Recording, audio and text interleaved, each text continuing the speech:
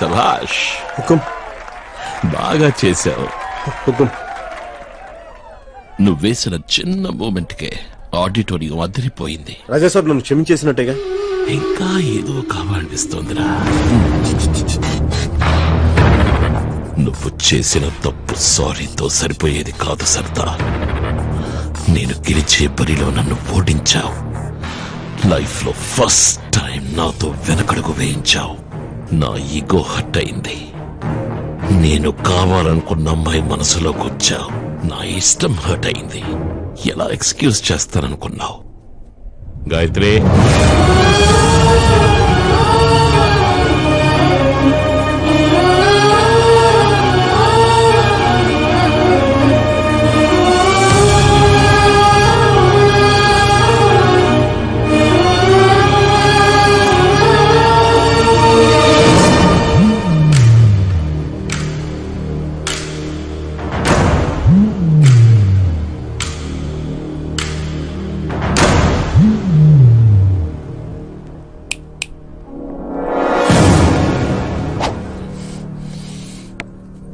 రే సర్దార్, వచ్చి నా ముందు మోకరిల్లి కాళ్ళు పట్టుకుని, రాజా భైరవ్ సింగ్ సాబ్ తప్పైపోయింది, నా బతుకు నన్ను బతకనివ్వండి అంటూ నీ నుదురు నా పాదాలకి తాకించు. అప్పుడు చెప్తా. ఏ మనిషి సరిపోతుగా? ఏ నాన్న?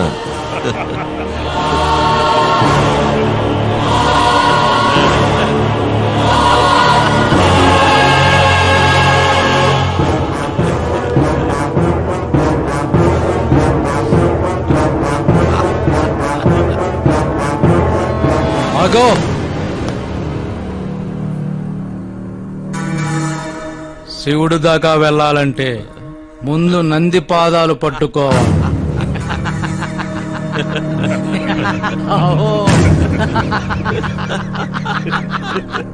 ఓ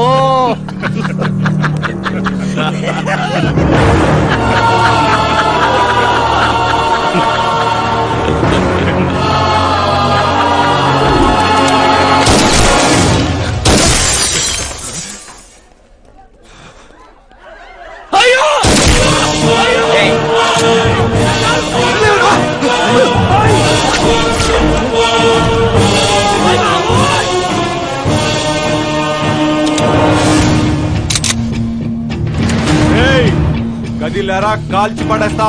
సీనుగా, ఊర కుక్కలం కదా, మాకు విశ్వాసం ఉంటది, కానీ మీ మీద కాదు. మాకు ప్రాణభిక్ష పెట్టిన సర్దార్ మీద. నేను కాళ్ళకి దండం పెట్టడం కాల్చి పారేడు, అర్థమైందా? ఇంకెవరి కాళ్ళకి దండం పెట్టను, ఇంకెవరి కాళ్ళకి దండం పెట్టను. పప్పాజీ మీ కాళ్ళకి దండం పెట్టినా వద్దా? నాకు ఎందుకు మిమ్మల్ని చూసి చాలా రెస్పెక్ట్ వస్తుంది పప్పాజీ, ప్లీజ్. అబ్బా కాదనకండి. రే, సింహం ఎప్పుడన్నా తల వంచడం, కాళ్ళకి దండం పెట్టడం ఇలాంటి ఎప్పుడన్నా చూసారా? మరి సర్దార్ దండం పెడతాను ఎందుకు అనుకున్నారా? ఎలా అనుకున్నా దండం పెడతానని? హర్షి,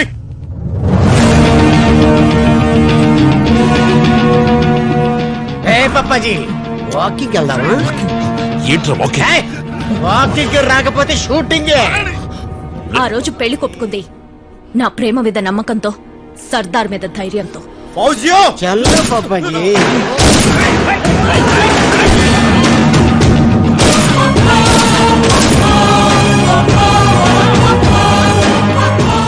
సార్ అటు జామ్ అయిపోయింది, మీరు ఇందులో వెళ్ళిపోండి. ఎక్కండి ఎక్కండి సార్. అప్పాజీ దొరికావరా? సాంబాగా చెప్తారు. Silence. Constable Rajamanikyam sir. Morning sir. Sorry sir.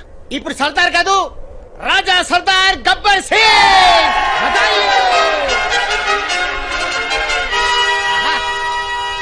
రాజులకి రాజో మా రాజో పోతు రాజు, నువ్వు వాసనకే సంపంగి పువ్వా.